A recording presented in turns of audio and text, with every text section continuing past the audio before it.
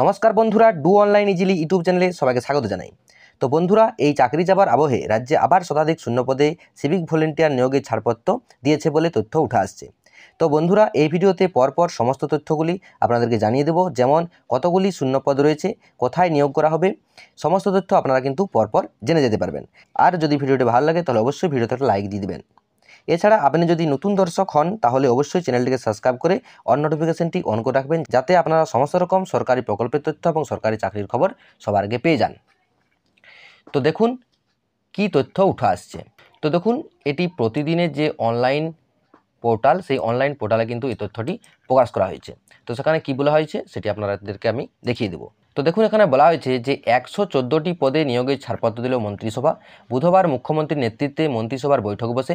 সেখানে পূর্ব মেদিনীপুরের দীঘাতে নবনির্মিত জগন্নাথ ধাম মন্দির প্রাঙ্গণের আশেপাশে যানবাহন এবং ভিড় নিয়ন্ত্রণের জন্য 100 জন সিভিক ভলেন্টিয়ার নিয়োগের ছাড়পত্র কিন্তু দেওয়া হয়েছে। তো অর্থাৎ এই যে সিভিক ভলেন্টিয়ার নিয়োগ, এই সিভিক ভলেন্টিয়ার নিয়োগটি কিন্তু হতে চলেছে 114টি শূন্য পদে, এবং এটি পূর্ব মেদিনীপুরে কিন্তু এই নিয়োগটি হবে। সেটা জগন্নাথ ধাম যে মন্দির তৈরি হয়েছে সেই জগন্নাথ ধাম মন্দিরের কিন্তু সামনে, অর্থাৎ সেখানে যত রকম যানবাহন এবং ভিড় নিয়ন্ত্রণের জন্য এই 100 জন সিভিককে কিন্তু সেখানে নিয়োগ করা হবে। এবং বাকি 14 জন রয়েছে হুগলির সিঙ্গুর ট্রমা কেয়ার সেন্টারের সংশ্লিষ্ট ক্যাডারের অধীনে, এবং 12টি অতিরিক্ত প্যারামেডিক্যাল পদ। এছাড়া পশ্চিমবঙ্গ আইনি সেবা সদস্যদের থেকে পশ্চিমবঙ্গের পরিবহন বিভাগের জন্য 2টি আইনি আধিকারিক পদ সৃষ্টি করা রয়েছে। এই পদগুলি খুব দ্রুত নিয়োগ করা হবে বলেই সূত্র মারফত খবর কিন্তু পাওয়া যাচ্ছে। এছাড়াও আরও দেখুন, বলা হয়েছে যে পুরীর জগন্নাথ মন্দিরের আদলে সৈকত শহর দীঘায় তৈরি হয়েছে জগন্নাথ মন্দির। সৈকত শহরের সঙ্গে দীঘাকে সাংস্কৃতিক এবং ধর্মীয় কেন্দ্র হিসেবে গড়ে তুলতে চাইছে রাজ্য। আগামী 30শে এপ্রিল দীঘার জগন্নাথ দেবের মন্দির উদ্বোধন হবে। সাধারণের জন্য জগন্নাথ মন্দির খুলে দিলে সেখানে প্রচুর ভিড় হবে। সেই কথা মাথায় রেখে প্রাঙ্গণের আশেপাশে যানবাহন ও ভিড় নিয়ন্ত্রণের জন্য আগে থেকেই 100টি শূন্যপদে সিভিক ভলেন্টিয়ার নিয়োগের ছাড়পত্র কিন্তু মিলেছে। বাকি যে 14টি নতুন পদ সৃষ্টি করা হয়েছে সেগুলির মধ্যে 12টি অতিরিক্ত প্যারামেডিক্যাল পদ সৃষ্টি করা হয়েছে।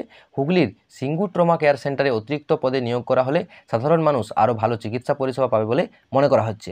বাকি 2টি পদ তৈরি করা হয়েছে পশ্চিমবঙ্গ পরিবহন বিভাগের জন্য। এই বিভাগে 2টি আইনি আধিকারিক কিন্তু পদ সৃষ্টি করা হয়েছে।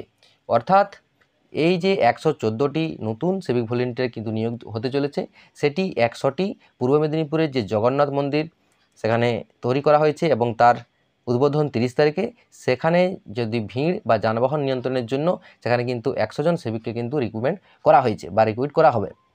এছাড়াও তো বাকি যে 14টি পদ রয়েছে তার মধ্যে 12টি সিঙ্গুরের ট্রমা কেয়ার সেন্টারে নিয়োগ করা হবে, এবং বাকি 2টি পরিবহন বিভাগে কিন্তু নিয়োগ করা হবে।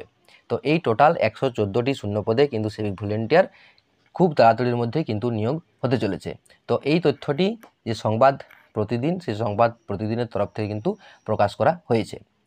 তো আশা করি আপনাদেরকে ইনফরমেশনটা দিয়ে সাহায্য করতে পেরেছি। তো আপনারা পরবর্তীতে সমস্ত রকম সরকারি চাকরির এবং সরকারি প্রকল্পের তথ্য পাওয়ার জন্য অবশ্যই চ্যানেলটিকে সাবস্ক্রাইব করে অন নোটিফিকেশনটি অন করে রাখবেন। তো দেখা হচ্ছে পরের ভিডিওতে। তখন যদি ভালো থাকুন, সুস্থ থাকুন। জয় হিন্দ, জয় ভারত।